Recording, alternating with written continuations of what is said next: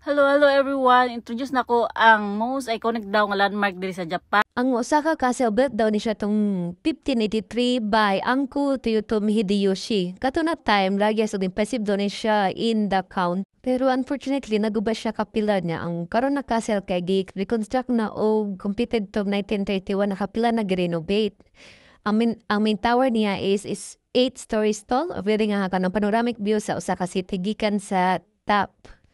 Sa sulod na ay museum about sa story niya ang Hideyoshi ug ang Castle Dramatic Story to exhibit armor and digital display.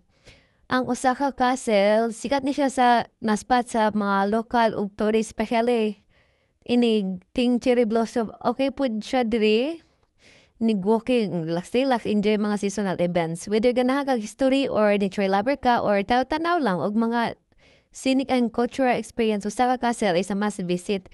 So kung mula ka Japan, make sure nga i-ano mo siya sa Osaka Castle itinerary nimo. Thanks, Sunod.